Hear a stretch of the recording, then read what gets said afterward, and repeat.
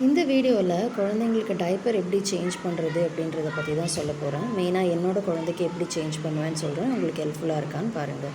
அவங்கள ஒரு சேஞ்சிங் மேட்டில் இடுப்புக்கு கீழே மேட் இருக்க மாதிரி போட்டுட்டு டைப்பரோட 2 சைட்ஸையும் ஓப்பன் பண்ணி தான் நான் ரிமூவ் பண்ணுவேன். அப்படியே டேரெக்டாக ரிமூவ் பண்ண மாட்டேன். எதனால் சைட்ஸ் ஓப்பன் பண்ணுறேன்னு இந்த வீடியோ முடியறதுக்குள்ளே நீங்களே தெரிஞ்சுப்பீங்க. முதல்ல ஒரு வெட் வைப் எடுத்து எங்கெங்கெல்லாம் டர்ட்டியாக இருக்கோ அங்கங்கெல்லாம் துடைக்க ஆரம்பிச்சிடாதீங்க. ஏன்னா நம்ம துடைக்க அவங்க ஸ்கின்னில் நிறைய இரிட்டேஷன் இருக்கும், அதனால ரேஷஸ் வரும்.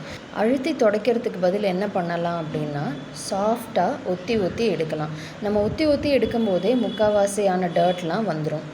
ஆனால் ஃபர்ஸ்ட் 6 months எக்ஸ்க்ளூசிவாக பிரெஸ்ட் ஃபீட் பண்ணுறதுனால ஒரு நாளைக்கு 4-5 தடவை கூட குழந்தைங்க மோஷன் போகலாம், இல்லை 4-5 நாளைக்கு ஒரு தடவை கூட மோஷன் போவாங்க. ஸோ அடிக்கடி அவங்க மோஷன் போகும்போது நம்ம போட்டு கண்ணாப்பின்னான்னு தொடச்சிட்டே இருந்தோம்னா அவங்களுக்கு கண்டிப்பாக ரேஷஸ் வரும். என்னோடய பையனுக்கு பொண்ணுக்கு 2 பேருக்குமே அவங்களோட நியூபார்ன் ஸ்டேஜ் அப்போது நான் ஃபுல்லாக டைப்பர் தான் யூஸ் பண்ணேன். அவங்களுக்கு ரேஷஸ் வராமல் இருக்கிறதுக்காக நான் என்ன பண்ணேன்னா, தையல் மிஷினுக்கு சைக்கிள்கெல்லாம் ஆயில் ஊற்றுறதுக்காக கடையில் விற்கிற இந்த மாதிரி ஒரு கேன் வாங்கிக்கிட்டேன். இது வாங்கும்போது அதோட டிப்பு ஷார்ப்பாக இல்லாமல் பார்த்து வாங்குங்க.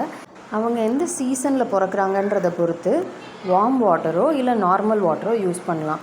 என் பையன் அக்டோபரில் பிறந்தான், என்னோடய பொண்ணு நவம்பரில் பிறந்தாங்க. ரெண்டுமே மழை காலங்கிறதுனால நான் வார்ம் வாட்டர் தான் யூஸ் பண்ணேன்.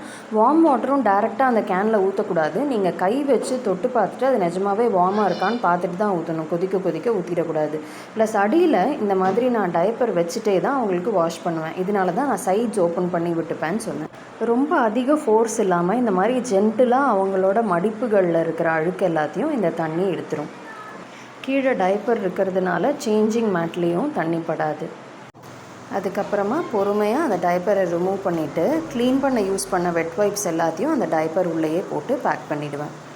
டைப்பர் சேஞ்ச் பண்ணும்போது குழந்தைங்களோட முதுகை வளைக்காமல் சேஞ்ச் பண்ணுறது ரொம்ப அவசியம். கடைசியாக இந்த மாதிரி ஒரு ட்ரை கிளாத் எடுத்து எங்கெல்லாம் நம்ம தண்ணி ஊற்றினோமோ அந்த இடத்த எல்லாத்தையும் மறுபடியும் துடைக்காதீங்க, லேசாக ஒத்தி எடுங்க. அந்த ஈரத்தை ஃபுல்லாக அந்த ட்ரை கிளாத் உறிஞ்சிரும்.